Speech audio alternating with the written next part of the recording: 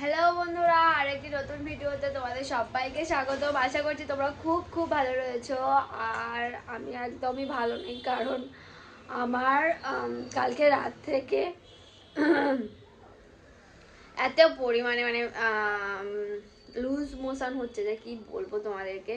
তো যাই হোক, আমার শরীরটা একটু খারাপও রয়েছে, আমি ওষুধ খেয়ে নিয়েছি। আর এখন আমার মেয়ে আমাকে মুড়ি খাইয়ে দিচ্ছে। দাও আমাকে।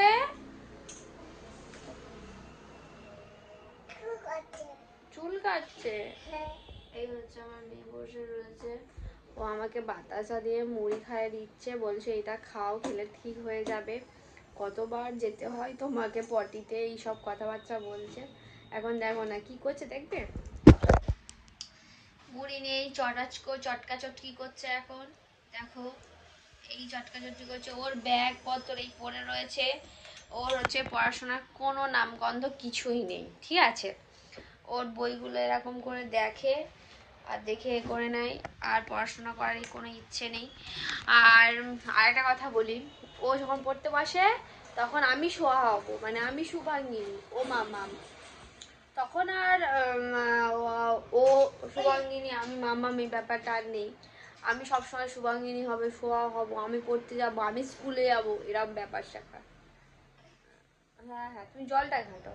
তো চলো বন্ধুরা, আজকে ভিডিওটা এখান থেকে স্টার্ট করছি। আশা করি তোমাদের ভালো লাগবে, ভালো লাগলে লাইক শেয়ার করো। যাই হোক, তো চলো নিচে যাই, কি রান্না বান্না কি হচ্ছে দেখি। আর আমার বরের দিকে ঠাকুরের দিচ্ছে ফুল সন্দেশ সব কিছু কিনে এনেছে।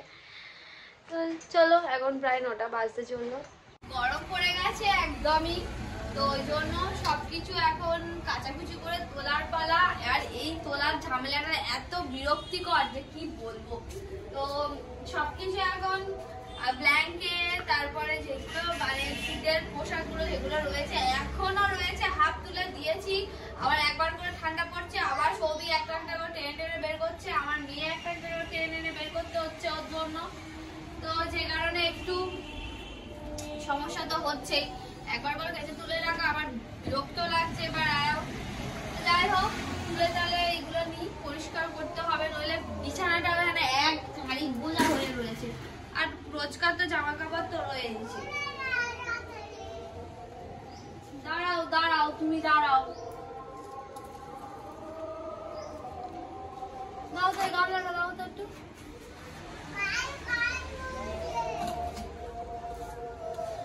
আর আমার মেয়েও তেমনি একসঙ্গে জ্বালাতন করতে শুরু করে দিয়েছে।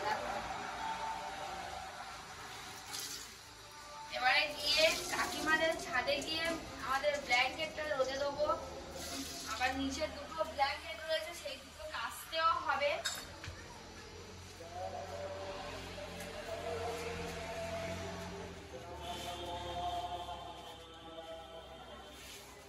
এখন চাদর বেড কভার গুলো প্রতি সপ্তাহে আমি কাচি, কারণ এত বাজে লাগে দেখতে। আর আমার ঘরে চাদর গুলো সব কটাই হচ্ছে সাদা। আর আমার মেয়ে আর আমার বর সারাক্ষণ খালি নোংরা করে। বন্ধুরা, আমার বিয়ের খাটটা এরকম ভাবে নষ্ট হয়ে যাবে সত্যি কথা বলতে গেলে আমি কখনোই ভাবিনি। তো আমাদের ঘরে নতুন খাট আনা হয়েছে, ওই জন্য এখানে রেখে দেওয়া হয়েছে। আর খাটটা দেখো কি অবস্থা খাটটা হয়েছে। ওই জন্য আমরা ভাবছি যে এই খাটটাকে কাঠের মিস্ত্রি দিয়ে আবার রিক্রিয়েট করব, নতুন করে আবার পরিষ্কার রং করে সবকিছু মজবুত করব। করার পরেই কিন্তু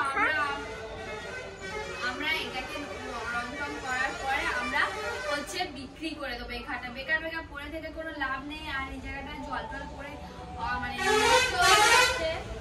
ব্রোকলি আর টমেটো বাজার থেকে এনেছে। তো ব্রোকলি আর টমেটো নিয়ে কি করব, আর সাথে মটরশুঁটিও রয়েছে, কি করব বুঝতে পারছি না। টমেটো শুধু চাটনি হয় এটুকুনো জানি, আর স্যুপ হয়।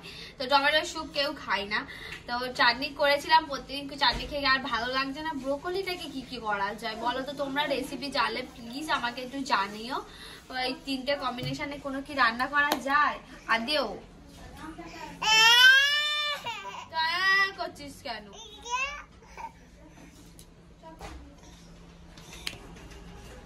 তো আমি কিন্তু বুঝতে পারছি না কি করবো। ব্রোকলি গুলো এখন তাজা রয়েছে, কিন্তু দেখো দুদিন ফ্রিজে রাখলে এই ফুলগুলো পুরো ফুটে যাবে। মানে ঠিক পুরো ব্রোকলিটা এরম ধরনের হয়ে যাবে, দেখো এরম ধরনের হয়ে যাবে পুরো, মানে ফুটে যাবে ফুলটা ব্রোকলি এরকম। তাহলে মটরশুঁটি, তাহলে এইগুলোকে সবগুলো মটরশুঁটি করা ছাড়িয়ে নিই, কারণ মটরশুঁটি দিয়ে একটু আজকে তাহলে মটরশুঁটির কচুরি বানানো হবে। আমার মেয়েটা জানো কতদিন প্রত্যেক দিন কচুরি হচ্ছে, আমার মেয়ে একটাও খেতে পাচ্ছে না। আমার মেয়ে প্রত্যেক দিন দুবার হলো মটরশুঁটি গুলো কচুরি হলো, আমার দুবারই গুলো খাওয়া হলো না আমার মেয়েটা। কিন্তু আমার মেয়ে ওই মটরশুঁটি কচুরি টচুরি খেতে ভালোবাসে।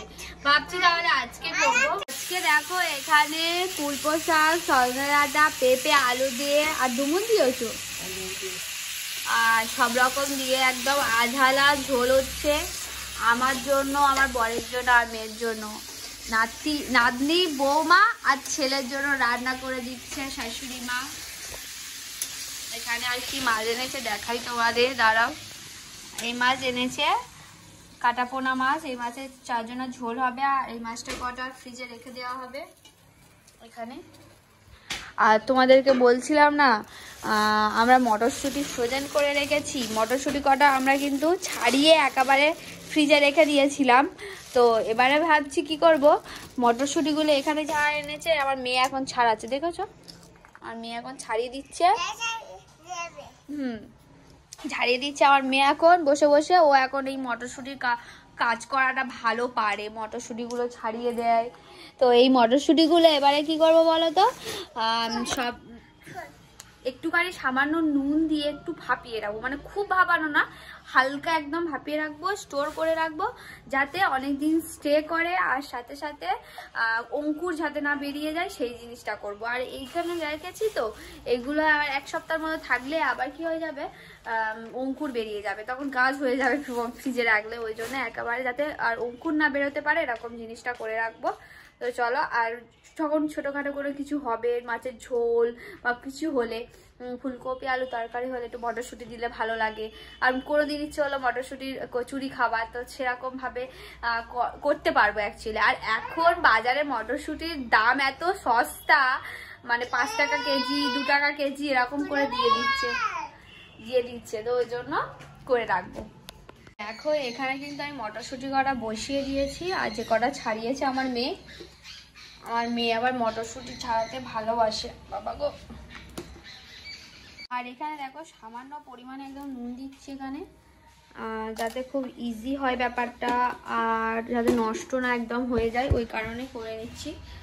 তো সব, আর ফ্রিজে ছিল না মটরশুঁটিগুলো, আর সামান্য জল দিয়ে রেখেছিলাম, জল দিয়ে রাখার পরে একদম বরফের চাবড়া মতো হয়ে গেছিলো, চাই মতো হয়ে গেছিলো একদম।